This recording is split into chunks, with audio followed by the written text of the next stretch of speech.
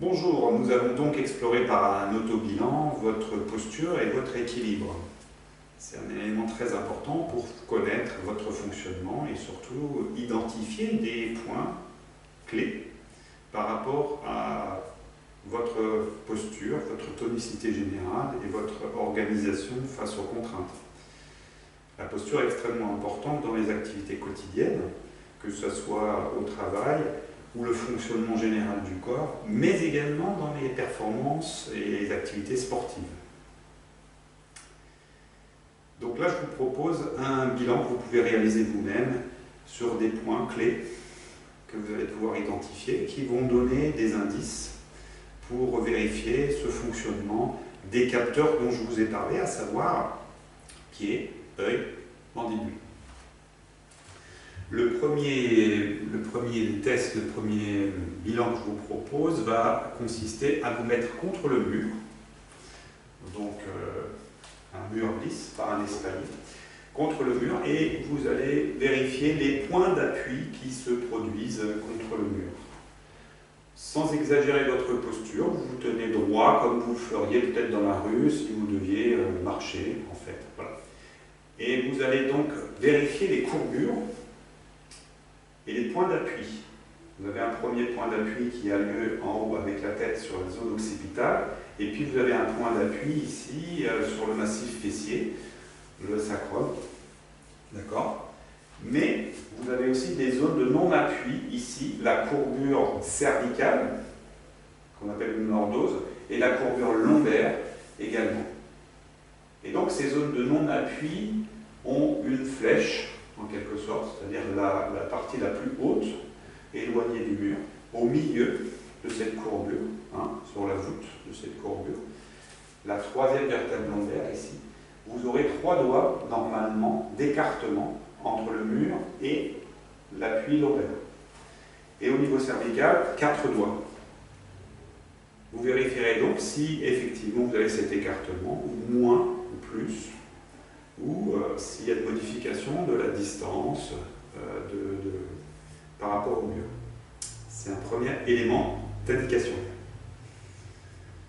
Deuxième élément que je vous propose, deuxième test, vous allez vous mettre contre une porte, un montant d'une porte, ou là en l'occurrence un escalier, et puis vous allez vérifier l'arrivée du majeur,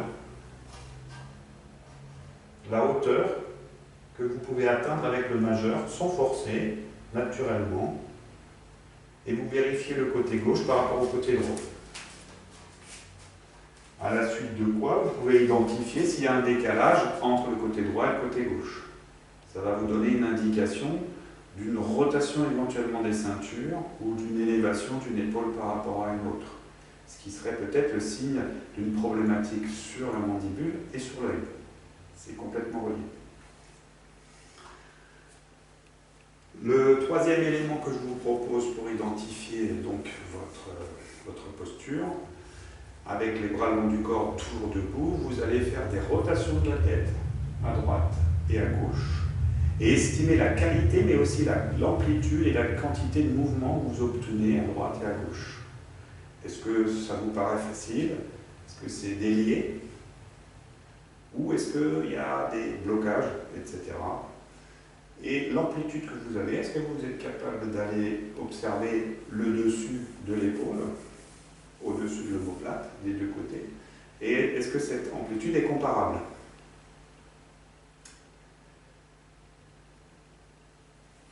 Quatrième point que nous allons observer, la longueur des bras.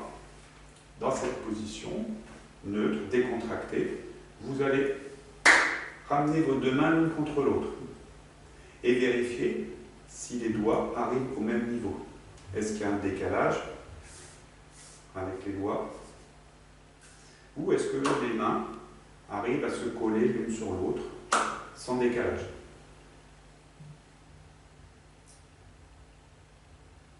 Vous allez également vérifier la longueur d'arrivée de vos doigts, le majeur, sur les cuisses, le pantalon. Est-ce qu'ils arrivent au même niveau? Alors, comment faire ça? Eh bien, essayez d'avoir la sensation et de regarder, grosso modo, si vous arrivez à la même hauteur. Ou alors devant un miroir, de vérifier devant un miroir. Cinquième bilan que nous allons faire.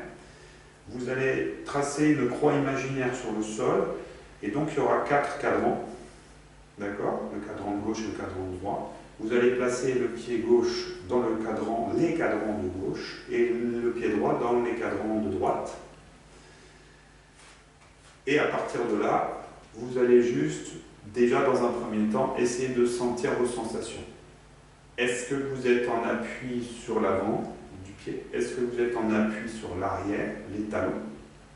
Alors si vous ne savez pas comment répondre à cette question, je vous invite à faire un balancier avant-arrière, avant-arrière, pendant 4 ou 5 amplitudes, et puis vous posez.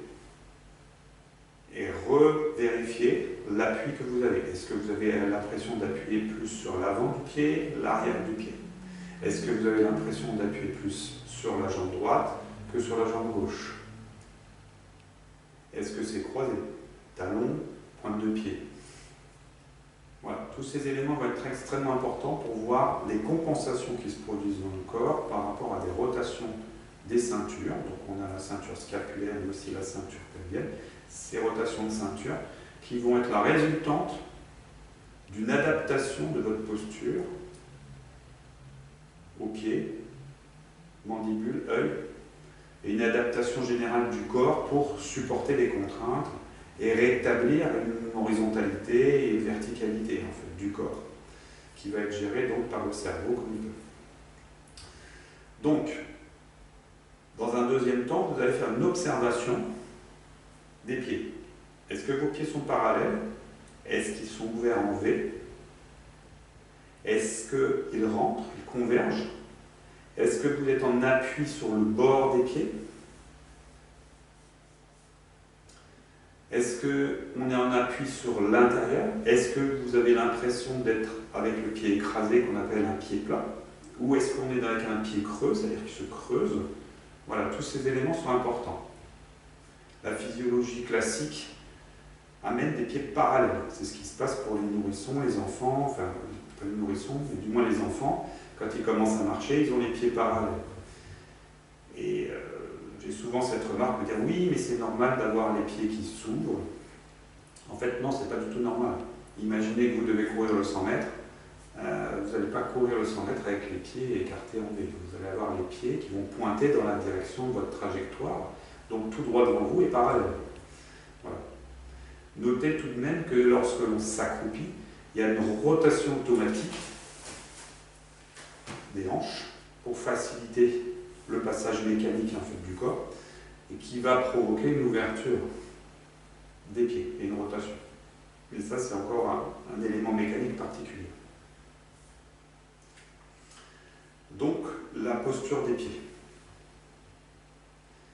À partir de là, on va s'intéresser maintenant à d'autres éléments posturaux. À présent, il va falloir que vous utilisiez soit un miroir, ce qui n'est pas pratique, soit peut-être votre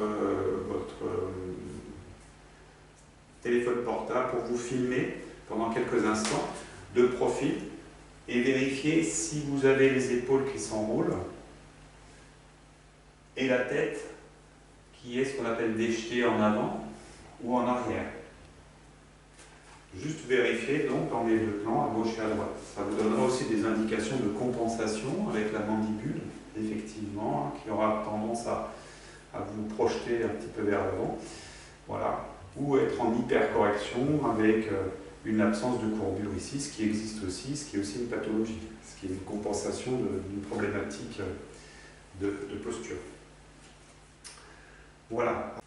Pour finir, à propos du capteur podal, le pied, donc, on l'a étudié plutôt en statique, ce qui est extrêmement important, parce que lorsque vous êtes assis, vos pieds ils vont aussi avoir un appui plus ou moins important, mais qui vont quand même informer le corps, sachant que actuellement, les personnes sédentaires justement ont un travail assis la majeure partie de la journée, ce qui correspondrait théoriquement à peu près à 70% du temps pour la plupart des gens, 70% du temps assis, ce qui est énorme et ce qui est extrêmement difficile à gérer pour le corps, entre parenthèses.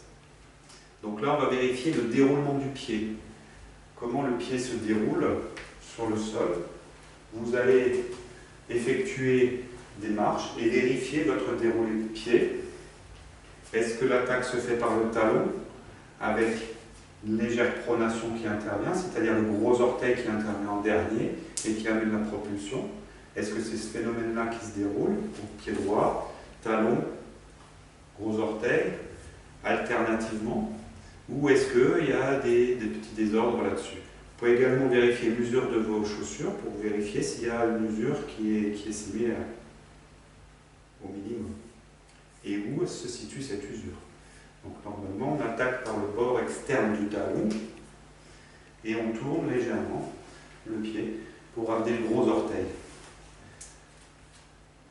Le travail mécanique du pied s'effectue par une barre, ce qu'on appelle une barre de torsion, grosso modo, qui part de l'extérieur du pied jusqu'à la partie interne, gros orteil, qui va être extrêmement puissant pour propulser le corps grâce au tendon d'Achille et plus exactement le muscle triceps sural, le muscle du mollet, pour obtenir ce muscle extrêmement puissant, mais qui peut aussi avoir des déchirures si effectivement il est trop rigide, s'il y a des déformations ou des compensations sur le genou ou sur les chevilles, et ça c'est un autre débat. Donc le déroulement du pied. À présent, nous allons nous intéresser à un capteur extrêmement important et sous-estimé, le capteur oculaire. Alors ce capteur oculaire va être là pour corriger parfois des défauts en fait posturaux.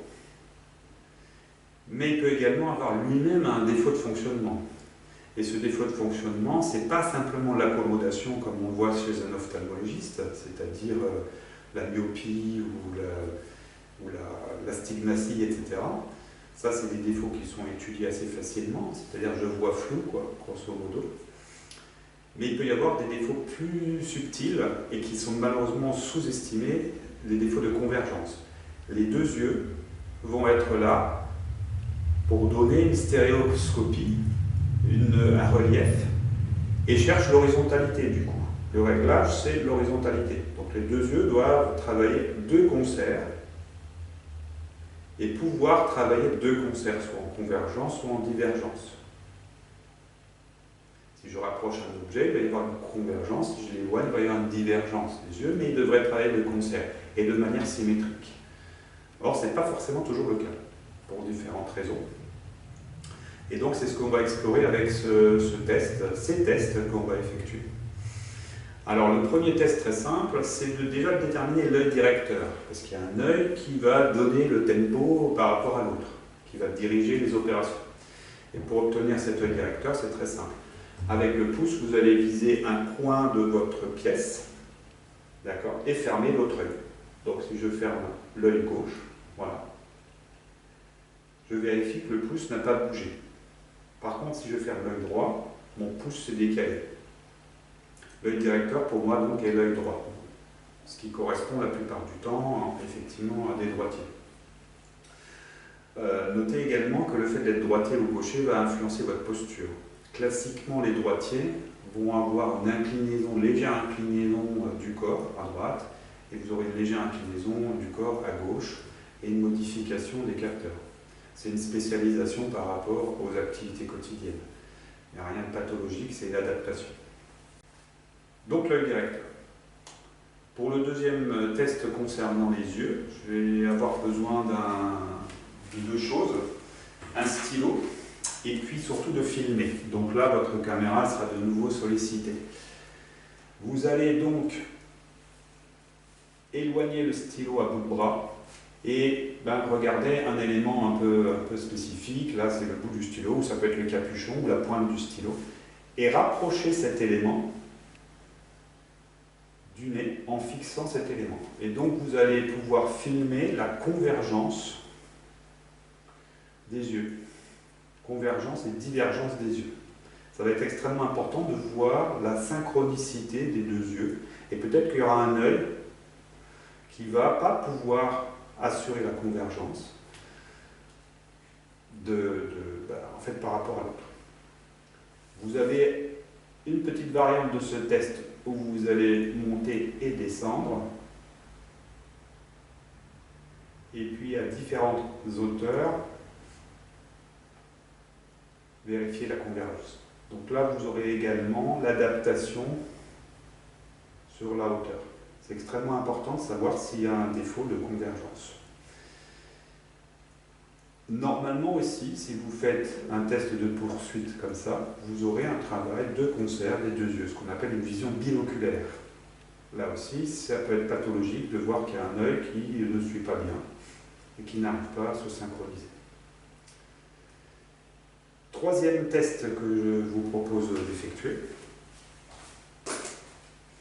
Vous allez prendre, vous déterminez un élément particulier dans votre espace, un repère, un référentiel, et puis pointer ce référentiel avec deux doigts qui seront écartés à peu près de la largeur de deux doigts.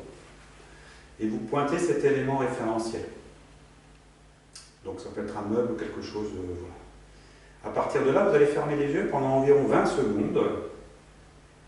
Et puis, passé ce délai-là, vous ouvrez les yeux et vous vérifiez le positionnement de vos doigts par rapport au repère que vous aviez. Est-ce que ces doigts se sont décalés? Est-ce qu'il y a une rotation? Est-ce qu'il y a une amplitude qui s'est mise en place? Ou est-ce que vous êtes resté face à ces doigts? Dans ces cas-là, ça va donner une indication de dysfonctionnement oculaire et de divergence ou de convergence des yeux. À partir de là, ça va vous permettre de savoir qu'il y a quelque chose à faire. Et en tout cas, de ne pas laisser ce capteur dysfonctionner, parce que ça va forcément induire une compensation dans le corps, en général d'abord dans les cervicales, les épaules, ça peut même aller jusqu'aux ceintures qui vont tourner, en fait, pour rectifier le tir et compenser le regard. Et puis ça peut aller jusqu'à la colonne vertébrale et les membres inférieurs. Donc,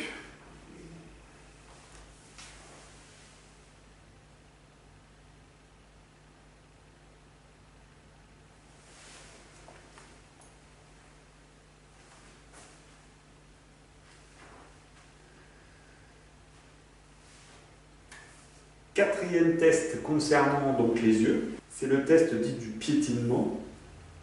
Vous allez avoir les deux mains tendues devant vous. Et puis, en fermant les yeux, vous allez piétiner sur place.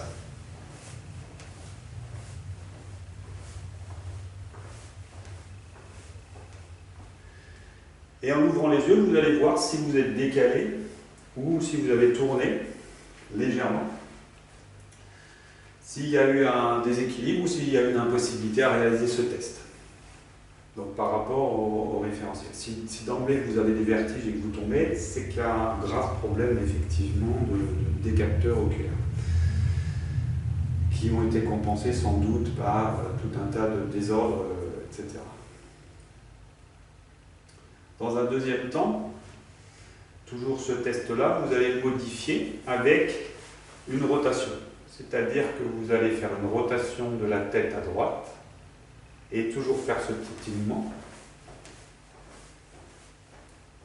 Et puis une rotation à gauche et toujours faire ce piétinement. Bien sûr, les yeux sont fermés. Donc ce piétinement doit avoir lieu à peu près une vingtaine de secondes, voire 30 secondes. Et ça sera significatif à partir de ce moment-là. C'est pas grave si vous avancez, ça peut arriver. Si vous n'arrivez pas à rester sur place, ça c'est normal. Il y a un déroulé du pied. Mais par contre, tout ce qui va être rotation, asymétrie, etc., ça sera à noter. Et surtout le côté où ça intervient, qui vous donnera l'indication de l'œil qui est problématique. Donc voilà, ça c'était pour le capteur oculaire qui est extrêmement important et qui se trouve très sollicité actuellement par les positions assises, par les positions devant l'ordinateur, devant le téléphone portable, les LED qui sont les lumières qui commencent à être dénoncées pour l'agressivité qu'il peut y avoir sur l'œil. Effectivement, que ce soit pour les phares de voiture ou les LED qui sont utilisés dans l'éclairage quotidien et l'éclairage des habitations. Sachant qu'il y a également souvent une sécheresse de l'œil qui va le stresser. Et donc, un œil stressé, c'est comme un individu stressé et ne réagit pas forcément toujours comme voulu. Donc voilà, l'hydratation de l'œil est extrêmement importante, mais bon, j'y reviendrai peut-être une autre fois. Troisième élément des capteurs posturaux qu'on va étudier maintenant, c'est la mandibule. Donc la mandibule, la mâchoire. Alors pourquoi cette mâchoire elle est importante? Eh bien parce qu'elle va positionner le bas avec le haut et créer un appui finalement, un socle au crâne. Sachant que l'horizontalité du regard va être la règle d'or. Le cerveau, lui, veut que le regard soit horizontal. Il y a un niveau à bulle qui est indispensable pour lui, c'est l'horizontalité du regard. Donc en fait, il va compenser sans arrêt cette horizontalité du regard. Mais s'il y a un socle qui ne permet pas cette horizontalité dans tous les plans, c'est-à-dire horizontal et sagittal, c'est-à-dire d'avant en arrière, il va y avoir des problématiques de compensation. Donc là, on va explorer cette mandibule, la mâchoire, et donc il y a tous les syndromes de malocclusion qu'on peut connaître, rétrognate, prognate, etc. Donc l'occlusion, la coïncidence des dents du haut et des dents du bas. Dans un premier temps, on va étudier on va essayer de sentir plus exactement, bon, ça dépend de votre sensibilité, mais ça s'apprend, la tonicité des masséters et des temporaux, des muscles temporaux. C'est les muscles de la mâchoire qui vont permettre de mâcher et de serrer les dents. Donc, est-ce qu'il y a, comme ça, passivement, une tension? Si je mets mes mains comme ça sur les fosses temporales ici, est-ce que je vais sentir une tension qui est différente des deux côtés? Peut-être plus d'un côté que de l'autre. Voilà. Et pareil sur les masséters, un peu plus bas. Donc on suit les montants de la mandibule et on a les masséters. Voilà. Là, sur le côté aussi. Voilà. Est-ce que je sens, en dessous et sur le côté, est-ce que je sens une tension qui est asymétrique? C'est déjà un élément. S'il y a une tension qui est asymétrique, c'est comme le cheval qu'on va brider d'un côté, il va tourner l'encolure, il va la tourner d'un côté. Donc c'est intéressant de prendre en compte ça. Un autre élément que vous allez pouvoir étudier maintenant, c'est l'ouverture et la fermeture de la bouche et des craquements éventuellement que vous entendez. Donc si vous positionnez vos index ici derrière l'oreille, sur ce qu'on appelle l'articulation temporomandibulaire, l'ATM, est-ce que vous sentez ou entendez des craquements? Et lorsque vous faites un mouvement dit de diduction, c'est-à-dire gauche-droite, un peu comme quand les vaches ruminent, gauche-droite, voilà. Est-ce qu'il y a une modification de ces bruits ou de la mobilité? Est-ce que vous sentez une différence de mobilité, etc. Si vous sentez que votre mâchoire décroche quand vous ouvrez, ou qu'elle bloque, ou qu'elle vacille, c'est une indication qu'il y a un problème sur les mandicuteurs, enfin sur la mandibule en fait. Et c'est extrêmement problématique pour la posture. Toujours pour la mandibule, et dernier point, c'est la déglutition, qui va être extrêmement importante. La déglutition s'effectue avec la langue. La langue est un gros muscle qui va façonner toute la structure dentaire. C'est pour ça que moi je préconise d'éviter les tétines et les choses comme ça pour les enfants. Parce que c'est quelque chose qui déforme énormément le palais. Évidemment, c'est une simplification pour les enfants et pour les parents, puisque en donnant la tétine, on lui laisse un peu... voilà. Et cette langue va façonner toute l'arcade dentaire dès la plus jeune enfance, avec l'apparition des dents de lait jusqu'aux dents définitives, par ce fonctionnement. D'abord par la succion en fait, et puis après par le fait de mâcher. Donc la déglutition. Et pour tester cette déglutition, on va juste poser l'index sur les lèvres inférieures, et si je déglutis, je vais vérifier si ma lèvre supérieure vient recouvrir cet index, ce qui signifierait une poussée antiphysiologique, une poussée de la langue qui va recouvrir la lèvre inférieure. Donc ça, c'est un test intéressant pour voir effectivement ces problématiques de positionnement de langue et de tension sur la langue qui induisent finalement un dysfonctionnement de la mandibule et qui auront des répercussions de toute manière sur la posture. Dernier élément aussi à étudier, le coccyx. En fait, le coccyx va prolonger la colonne vertébrale, mais il va être aussi une sorte d'indicateur du fonctionnement. Alors comment on va faire pour le coccyx? Le coccyx prolonge le sacrum par une petite pointe, d'accord? Et nous on va voir juste, on va essayer de sentir, en suivant le massif fessier et en descendant en suivant le sacrum, la ligne du sacrum, et en descendant un tout petit peu plus bas. Donc ça correspond, si vous voulez, en mettant mes mains sur le massif fessier, ça correspond un petit peu aux index que vous aurez sur la zone du coccyx. Donc vous allez pouvoir sentir si à droite ou à gauche de la pointe du coccyx, il y a des tensions, un inconfort quand vous appuyez un petit peu, une douleur.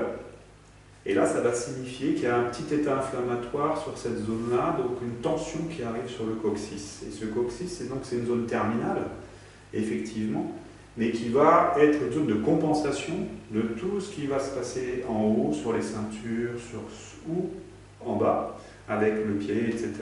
Et donc ça aussi, ça sera un indicateur de dysfonctionnement postural. En conclusion, je pense qu'il est vraiment pertinent de s'intéresser à ces capteurs. Évidemment, vous allez peut-être souligner que je n'ai pas évoqué l'oreille interne, mais il semblerait, d'après des recherches assez récentes, que l'oreille interne n'est pas si stratégique et si fondamentale pour l'équilibre, contrairement à ce qu'on pourrait croire. Ça a été surmédiatisé et c'est devenu une espèce de superstar de l'équilibre, mais en fait c'est plutôt un élément assez solide et assez stable qui arrive en dernier plan et qui est le dernier élément compensateur finalement du système postural. Et très régulièrement en séance, en fait c'est les capteurs que je vous ai indiqués qui sont problématiques et qui vont en première intention générer des défauts qui peuvent aller de la scoliose en passant par des sciatalgies et des douleurs rachidiennes dans tous les étages. Ça peut aller aussi dans les céphalées, etc. Enfin, tout un tas de désordres très désagréables, évidemment de la fatigabilité, enfin des signes cliniques qui sont assez variés, souvent à bas bruit, mais qui peuvent aller jusqu'à des choses assez graves, comme effectivement des hernies, et des protrusions discales, etc. et de l'arthrose même, puisque c'est un phénomène d'usure asymétrique. Voilà, écoutez, je vous remercie, j'espère que cette vidéo a été enrichissante et pertinente pour vous, et je me tiens à votre disposition si vous avez besoin de renseignements supplémentaires. Merci beaucoup.